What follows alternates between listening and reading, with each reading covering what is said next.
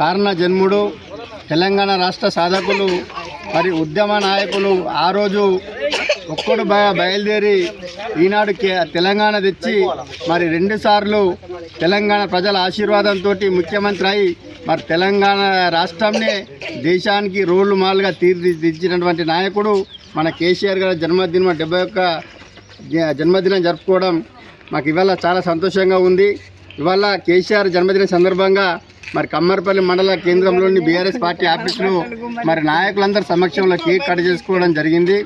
అలాగే ఇవాళ మన పార్టీ పిలుపు మేరకు మరి ఇవాళ ఏదైతే రాజ్యసభ సభ్యులు సంతోష్ కుమార్ గారు ఇచ్చినటువంటి పిలుపు మేరకు ఇవాళ రాష్ట్ర మాజీ మంత్రి ప్రశాంత్ అన్న గారి ఆదేశానుసారము మరి కేసీఆర్ కాలంలో కేసీఆర్ గారు తెలంగాణ ఏమొస్తుంది అంటే మరి ఇవాళ తెలంగాణ తీసుకొచ్చి మరి తన పాలనలో మరి ఇవాళ పేదాలకు మరి ఇవాళ డబుల్ బెడ్రూమ్ ఇల్లు కట్టించి ఇవాళ కేసీఆర్ కాలనీ ఏదైతే ఉందో కమ్మరపల్లిలో మరి ఇవాళ కాలనీ వాసుల సమక్షంలో మరి చెట్లు నాటుకోవడం జరిగింది.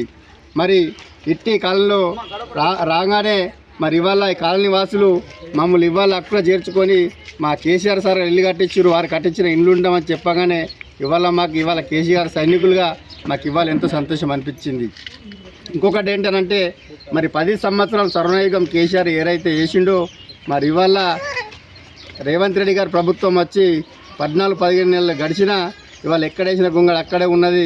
ఇవాళ ఇక్కడికి వస్తే మరి వాటర్ వస్తలేవు, మాకు బస్సు ఆపుతలేరు అని చెప్పేసి ఇవాళ సమస్యలతో స్వాగతం పలుకుతూ ఉన్నారు.